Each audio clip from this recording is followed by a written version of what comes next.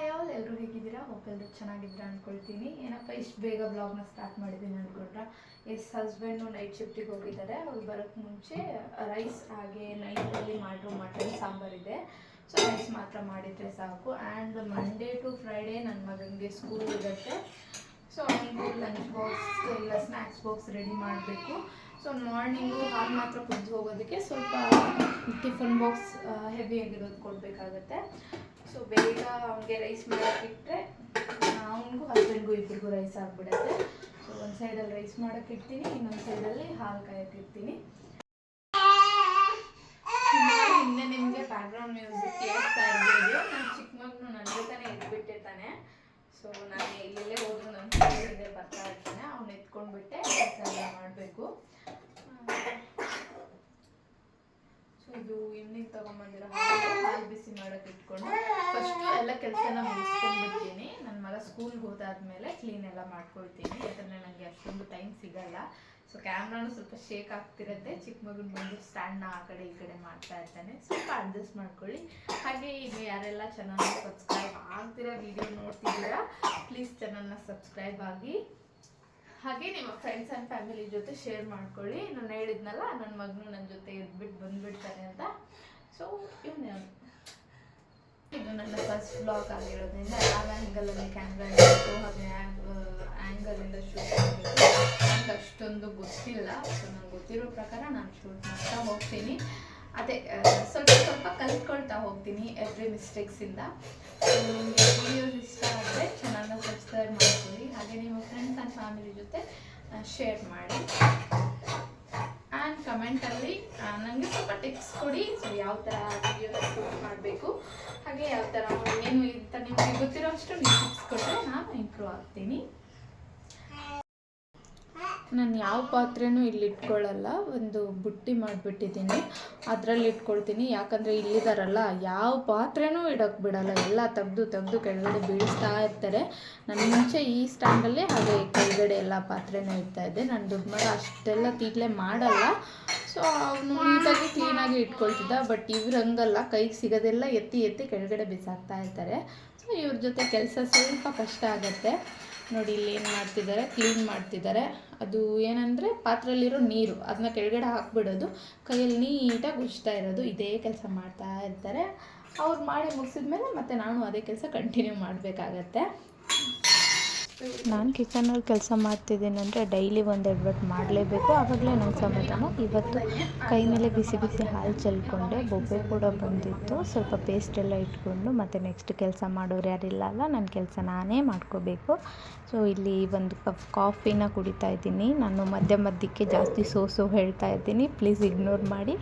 ನಿಮಗೆಲ್ರಿಗೂ ಗೊತ್ತಿರೋ ಹಾಗೆ ಇದು ಫಸ್ಟ್ ವ್ಲಾಗ್ ಅಲ್ವಾ, ಅದಕ್ಕೆ ಸ್ವಲ್ಪ ಸೋ ಬರ್ತಾ ಇರುತ್ತೆ, ಅಡ್ಜಸ್ಟ್ ಮಾಡ್ಕೊಳ್ಳಿ. ನಾನು ಕಾಫಿ ಕುಡಿದು ಮಿತ್ತುಗೆ ಹಾರ್ಲಿಕ್ಸ್ ಮಾಡಿಕೊಟ್ಟಿದ್ದೀನಿ. ಅವನು ಕೂಡ ಹಾರ್ಲಿಕ್ಸ್ ಕುಡಿತಿದ್ದಾನೆ.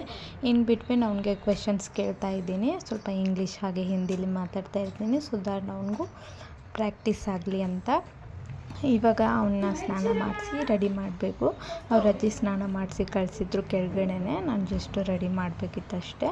ಸೊ ಇಲ್ಲಿ ಮತ್ತೆ ರಿಟರ್ನ್ ಸೋ ಬಂತು. ಸ್ವಲ್ಪ ಇಗ್ನೋರ್ ಮಾಡಿ ನನ್ನ ಸೋನ. ಸೊ ಅವ್ನ ಯೂನಿಫಾರ್ಮ್ ಎಲ್ಲ ಹಾಕಿಬಿಟ್ಟು ರೆಡಿ ಮಾಡ್ತಾ ಇದ್ದೀನಿ. ಯೂನಿಫಾರ್ಮ್ ಹಾಕಿ ರೆಡಿ ಮಾಡಿ ಅವನ್ನ ಕರ್ಕೊಂಡೋಗಿ ಬಿಡಬೇಕು. ಇನ್ನು ಬ್ರೇಕ್ಫಾಸ್ಟ್ಗೆ ಚಿತ್ರಾನ್ನ ಬೇಕು ಅಂದಿದ್ದ. ಸ್ವಲ್ಪ ಅದನ್ನ ಹೆಲ್ದಿಯರ್ ವರ್ಷನ್ ಮಾಡೋಣ ಅಂತ ಕ್ಯಾರೆಟ್ ಸ್ವಲ್ಪ ಹಾಕಿಬಿಟ್ಟು ಮಾಡಿದ್ದೆ. ಚೆನ್ನಾಗಿತ್ತು ಅಂತ ಬಂದಮೇಲೆ ರಿವ್ಯೂ ಕೂಡ ಕೊಟ್ಟ. ಹಾಗೆ ಹೋಗಬೇಕಿದ್ರೆ ಚಿಕ್ಕ ಮಗನ ಕೂಡ ನನ್ನ ಜೊತೆಗೇ ಅವನ್ನ ಡ್ರಾಪ್ ಮಾಡೋಕ್ಕೆ ಕರ್ಕೊಂಡು ಹೋಗ್ತಾಯಿದ್ದೆ. ಅವನು ಆಲ್ರೆಡಿ ರೆಡಿ ಮಾಡಿದ್ದೆ. ಇವಾಗ ಮಿತ್ತುನ ರೆಡಿ ಮಾಡಿ ಕರ್ಕೊಂಡು ಹೋಗ್ತಾ ಇದ್ದೀನಿ. ಇನ್ನು ನನ್ನ ಮಿತ್ತುನ ಬಿಗ್ ಬ್ರದರ್ ಇಲ್ಲಿ ಹೋಗ್ತಾ ಇರೋದು, ಇವನ ಹೆಸರು ಜಿಮ್ಮಿ ಅಂತ. ಮಿತ್ತುನ ಪಿಕ್ ಮಾಡೋಕ್ಕೆ ಹಾಗೆ ಡ್ರಾಪ್ ಮಾಡೋಕ್ಕೆ 2 ಟೈಮ್ ಬರ್ತಾನೆ. ನಾನಿಲ್ಲಿ ಜಿಮ್ಮಿ ಅಂತ ಕೂಗ್ತೀನಿ. ನಾನು ಹೇಳಿರೋ ಮಾತು ತುಂಬ ಚೆನ್ನಾಗಿ ಕೇಳ್ತಾನೆ. ನಾನು ಜಿಮ್ಮಿ ಅಂದ ತಕ್ಷಣ ಎದ್ದು ಬಂದು ಸೈಡಲ್ಲಿ ನಿಂತ್ಕೊಂಡ, ರೋಡಲ್ಲಿ ಹಾಕಿದ್ವಿ ಅಂತಿದ್ದಕ್ಕೆ. ಹಾಗೆ ಮಿತ್ತು ಅವ್ನ ಕ್ಲಾಸಲ್ಲಿರೋ ಹುಡುಗಿ ಹೋಗ್ತಾ ಇತ್ತು ಸ್ಕೂಟಿ. ಅವ್ರ ಬಗ್ಗೆ ಏನೋ ಗಾಸಿಪ್ ಇವಾಗಲಿಂದ ಹೇಳ್ತಾ ಇದ್ದಾನೆ, ಮುಂದೆ ಹೆಂಗೂ ಗೊತ್ತಿಲ್ಲ. ಪ್ರೆಸೆಂಟ್ ಅಂತೂ ಅದು ಇದು ಗಾಸಿಪ್ಸ್ ಹೇಳ್ತಾನೆ ಇರ್ತಾನೆ. ಇನ್ನು ಸ್ಕೂಲ್ ವ್ಯಾನ್ ಬಂದೇಕಿತ್ತು, ಇನ್ನು ಕಳಿಸೋದು. ಪಕ್ಕದಲ್ಲಿ ಅವ್ರ ತಾತ ಕೂಡ ಬಂದು ಸ್ಕೂಟಿಲಿರೋದು ಅವ್ರ ತಾತ. ಇಲ್ಲಿ ಮಾಡೋದು ಕ್ಲೀನ್ ಮಾಡ್ತೀನಿ, ಅವ್ರು ಅಷ್ಟು ಈಸಿಯಾಗಿ ಫೇಸ್ ತೋರಿಸಲ್ಲ. ಸೊ ಒಂದು ಬ್ಯಾಗಲ್ಲಿ ಕಳಿಸ್ತಾ ಇದ್ದೀನಿ. ಬಾಟ್ಲ್ ಕ್ಯಾಪ್ ಸ್ವಲ್ಪ ಟೈಟ್ ಇದೆ, ಊಟಕ್ಕೊಂತ ಹೋಗ್ಬಾರ್ದು. ಬಾಯ್ ಬಾಯ್ ಮಿತಾ, ಬಾಯ್ ಬಾಯ್.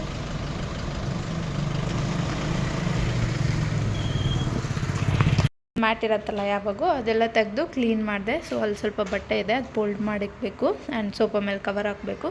ಇನ್ನು ನೆಲ ಒರೆಸೋಣ ಅಂದ್ಬಿಟ್ಟು ನೀರು ಹಾಕ್ಕೊಂಡು ಬಂದೆ. ನನ್ನ ಚಿಕ್ಕ ಮಗನೂ ನೆಲ ಒರೆಸ್ಕೊಡ್ತಾನಂತೆ. ಸರಿ ಒರೆಸ್ಕೊಡ್ತೀಮ್ಮ ನೆಲ ಮಾಡಮ್ಮ, ನೀನಾದರೂ ಕ್ಲೀನ್ ಮಾಡು. ಹೆಣ್ಮಗು ಅಂತೂ ಇಲ್ಲ, ಇರೋದೇ ಗಂಡು ಮಗುನೇ. ಸೊಸೆ ಅಂದ್ರೆ ಬಂದು ಮಾಡ್ತಾರೋ ಇಲ್ವೋ ನನಗೂ ಗೊತ್ತಿಲ್ಲ. ಸೊ ನಾನು ಎಷ್ಟು ಮಾಡ್ತಿದ್ದೀನಿ ಅವರು ಅಷ್ಟು ಮಾಡಬಹುದು. ಬಟ್ ನನ್ನ ಮಗನಾದರೂ ಹೆಲ್ಪ್ ಮಾಡೋಕ್ಕೆ ಬಂದಿದ್ದಾನಲ್ಲ ನೋಡಿ, ಈ ಥರ ಹೆಲ್ಪ್ ಮಾಡ್ತಿದ್ದಾನೆ. ಏನು ಮಾಡ್ತಿದ್ದೀಯ ಚರಿ? 3 ಡೇಸಿಂದ ಕಂಟಿನ್ಯೂ ಮಳೆ ಆಗ್ತಾಯಿತ್ತು. ಇವತ್ತು ಮಾರ್ನಿಂಗ್ ಸ್ವಲ್ಪ ಬಿಸಿಲು ಬಿದ್ದಿದೆ. ಸೊ ಬೇಗ ಬಟ್ಟೆನ ಮಷಿನ್ಗೆ ಹಾಕ್ಬಿಟ್ಟು ಡ್ರೈ ಮಾಡಿ ಎತ್ತಿಟ್ಬಿಟ್ರೆ ಅದೊಂದು ಕೆಲಸ ಮುಗ್ದೋಗುತ್ತೆ. ಅದಕ್ಕೆ ಮಷಿನ್ಗೆ ಹಾಕ್ತಾಯಿದ್ದೀನಿ. ಹಸ್ಬೆಂಡ್ ವಿಡಿಯೋ ಮಾಡ್ತಿದ್ದಾರೆ. Thank you husband.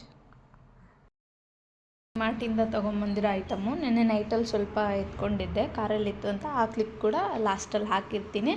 ಆ್ಯಂಡ್ ಇದು ಸ್ವಲ್ಪ ಇವು ಎಕ್ಸ್ಟ್ರಾ ಕಾರಲ್ಲಿದ್ದಿರೋ ಬ್ಯಾಗ್ಸು. ಆ್ಯಂಡ್ ಇದು ನನ್ನ ಹೊಸ ಚಪ್ಪಲಿ. ನನ್ನ ಹತ್ರ ಅದು ಎಷ್ಟು ಜೊತೆ ಚಪ್ಪಲಿಗಳಿದಾವೋ ಗೊತ್ತಿಲ್ಲ. ನನಗೆ ಎಷ್ಟು ಚಪ್ಪಲಿ ತೊಗೊಂಡು ಸಮಾಧಾನ ಆಗೋದೇ ಇಲ್ಲ.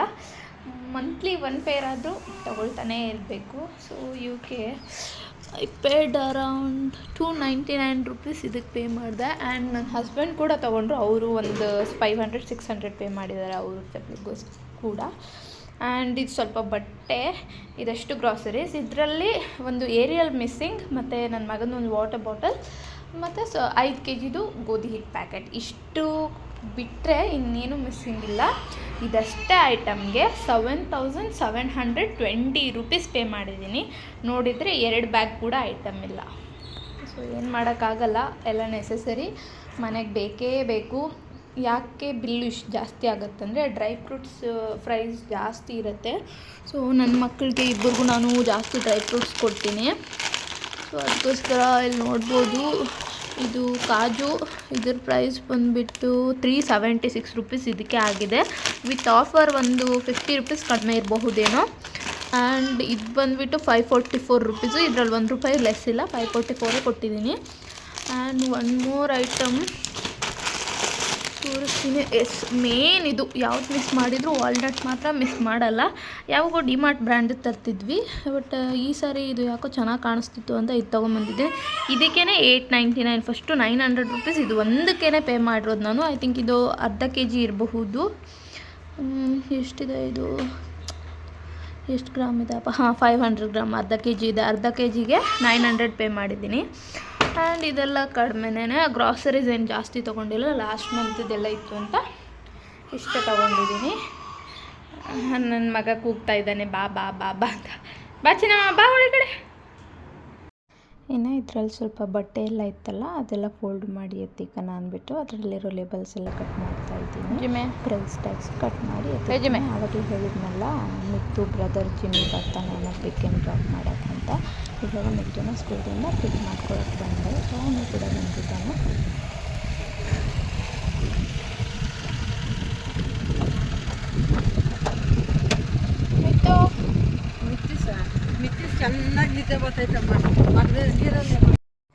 ಮಿತ್ತುದು ಯೂನಿಫಾರ್ಮ್ ಎಲ್ಲ ಚೇಂಜ್ ಮಾಡಿ ಪಾಸ್ತಾ ಎಲ್ಲ ಮ್ಯಾಗಿ ಮಾಡಿಕೊಡು ಅಂತ ಇದ್ನು. ಮ್ಯಾಗಿ ನೆನೆನೆ ಮಾಡಿದ್ದೆ ಅಂತ ಸ್ವಲ್ಪ ಪಾಸ್ತಾ ಮಾಡೋಣ ಅಂದ್ಬಿಟ್ಟು ಮಿತ್ತುಗೆ ಹಾಗೆ ಚರಿಗೂ ಪಾಸ್ತಾ ಮಾಡಿಕೊಟ್ಟೆ. ನಮಗೆ ರೈಸ್ ಮಾಡಿದ್ದೆ.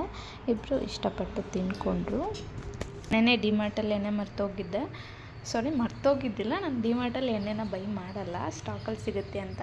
ಇನ್ನೊಂದು ಡೋಗರ್ ಸಪ್ ಅಂತ ಇದೆ, ಅಲ್ಲಿ ಬೈ ಮಾಡ್ತೀನಿ. ಸೊ ಹಸ್ಬೆಂಡ್ ಅಲ್ಲಿಂದ 2 kg ಎಣ್ಣೆ ಆ್ಯಂಡ್ ಅರ್ಧ kg GRP ತುಪ್ಪ, ಒಂದು ಹಾಲ್ ಪ್ಯಾಕೆಟ್ ತೊಗೊಂಬಂದಿದ್ದಾರೆ. ಹಾಗೆ ನಮಗೆ ಯಾರೋ ಒಬ್ಬರು ನೆಕ್ಸಾದಿಂದ ಒಂದು ಗಿಫ್ಟ್ ಹ್ಯಾಂಪರ್ನ ಕಳಿಸಿದ್ದಾರೆ. Let's unbox.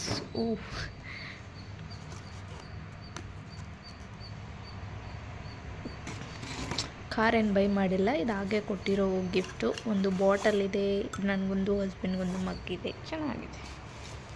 Thank you. Next time ಬಂದುಬಿಟ್ಟು 4 ಗಂಟೆ. ಇವಾಗ ದೊಡ್ಡವ್ರು ಸ್ನಾನ ಹಾಕಿ ಇನ್ನು ರೆಡಿ ಆಗ್ತಾರೆ, ಬಟ್ಟೆ ಎಲ್ಲ ಹಾಕ್ಕೊಂಡ್ಬಿಟ್ಟು. ಇವ್ರನ್ನ ಸ್ವಲ್ಪ ಹೊತ್ತು ಕೆಳಗಡೆ ಕೊಟ್ಟು ಇಲ್ಲ ಅವ್ರ ಡ್ಯಾಡಿ ಹತ್ರ ಕೊಟ್ಟು ನಾವು ಸ್ನಾನ ಮಾಡಿ ರೆಡಿ ಆಗಬೇಕು. ಸೊ ನಾವು ಸ್ನಾನ ಮಾಡೋ ಅಷ್ಟೊತ್ತಿಗೆ ಆಲ್ಮೋಸ್ಟ್ 5:30 6 ಗಂಟೆ ಆಗುತ್ತೆ. ಎಲ್ಲರೂ ಬೆಳಗಿನ ಜಾವ 5 ಗಂಟೆ 6 ಗಂಟೆಗೆ ಸ್ನಾನ ಮಾಡಿದರೆ ನಾವು ಸಾಯಂಕಾಲ 6 ಗಂಟೆಗೆ ಮಾಡ್ತೀವಿ. ಏನು ಮಾಡೋಕ್ಕಾಗಲ್ಲ, ಹೌಸ್ ವೈಫ್ ಅಲ್ವಾ, ಅಡ್ಜಸ್ಟ್ ಮಾಡ್ಕೋಬೇಕು. ಆ್ಯಂಡ್ ಇದು ಇಷ್ಟು ನನ್ನ ಫ್ರೆಶ್ ಆಗಿರೋ ಈವ್ನಿಂಗ್ ಹುಲ್ಲು ರೂಟೀನ್ ಹಾಕಿದ್ದೀನಿ. ಆಗಿರುತ್ತೆ. ಮತ್ತು ಇವುಗಳಿಗೆ ಸೊ ಇಲ್ಲಿರೋ ಸ್ಟಾರ್ಟಿಂಗಲ್ಲಿ ಹುಲ್ಲು ಸ್ವಲ್ಪ ಬೇಕಿಲ್ಲ, ವಾಯ್ಸ್ ಆ್ಯಡ್ ಅಲ್ಲಿರೋ ಫ್ರೆಶ್ ಮಾಡ್ತಿದ್ದೀನಿ. ಆಗಿರೋ ಹುಲ್ಲೇ ಬೇಕು. ಅದೆಲ್ಲ ರಿಮೂವ್ ಮಾಡ್ತಾ ಇರ್ತವೆ, ನಾನು ಕಟ್ತಾ ಇರ್ತೀನಿ. ಸೊ ಇವಾಗ ಅಲ್ಲಿ ಹೋಗ್ಬಿಟ್ಟು ಅದು ಕಟ್ಟಿ ಇಲ್ಲಿರೋ ಹುಲ್ಲೆಲ್ಲ ಇನ್ನೊಂದು ಸರಿ ನೀಟಾಗಿ ಎತ್ತಾಕಿ ಎಲ್ಲ ಕ್ಲೀನ್ ಮಾಡಬೇಕು. ಈ ಸೈಡಲ್ಲಿ ಎಲ್ಲ ತಿಂದ್ಬಿಟ್ಟು ನಮ್ರಾಗ್ತಿದ್ದಾವೆ, ಐ ಮೀನ್ ಡೈಜೆಸ್ಟ್ ಮಾಡ್ಕೊಳ್ತಿದ್ದಾವೆ. ಎಸ್, ನೋಡಿ ಯಾರೋ ಪೋಸ್ ಕೊಡ್ತಾ ಇದ್ದಾರೆ, ನೋಡಿ ಯಾವ ಥರ ಇದೆ. ಒಂದೊಂಥರ ಫನ್ನಿ ಆಗಿದೆ ನೋಡಿ. ಇವಾಗ ಹೋಯ್ತು. ನಿಮಗೆ 2 ಕೆಲಸನೂ ತೋರಿಸಿದ್ದಿಲ್ಲ. ಒಂದು ಪಾತ್ರೆ ತೊಳೆದಿರೋದು, ಇದು ಒಂದು 3rd ಟೈಮ್ ಅನ್ಕೊತೀನಿ. ನಾನು ಒನ್ ಡೇಯಲ್ಲಿ 4 to 5 ಟೈಮ್ಸ್ ಪಾತ್ರೆ ತೊಳಿತಾನೆ ಇರ್ತೀನಿ. ನನ್ನ ಮಗ ಕೂಡ ವಾಯ್ಸ್ ಕೊಡ್ತಾ ಇದ್ದಾನೆ ಪಾಪ. ನೋಡಿ ಆವಾಗಲೇ ಕ್ಲೀನ್ ಮಾಡಿದ್ದೆ, ಮತ್ತೆ ಗಲೀಜಾಯಿತು, ಇನ್ನೊಂದು ಸರಿ ಕ್ಲೀನ್ ಮಾಡಬೇಕು. ಆ್ಯಂಡ್ ಇನ್ನೊಂದು ಕೆಲಸ, ಈ ಬಟ್ಟೆನ ಒಣಗಾಕಿರೋದು, ಒಗೆಯೋದು ಒಂದು ಕೆಲಸ ಇಲ್ಲ ಅಂದರೂ ಒಣಗಾಕಿ ಒಣಗಿದ ಮೇಲೆ ಎತ್ತಿ ಮಡಚಿ ಇಕ್ಕೋದು ಇನ್ನೊಂದು ಕೆಲಸ ಇದ್ದೇ ಇರುತ್ತೆ. ಪ್ಲೀಸ್ ನನ್ನ ಮಗನ ವಾಯ್ಸ್ನ ಇಗ್ನೋರ್ ಮಾಡಿ. ಅವನು ಹೇಳ್ತಾ ಇದ್ದಾನೆ.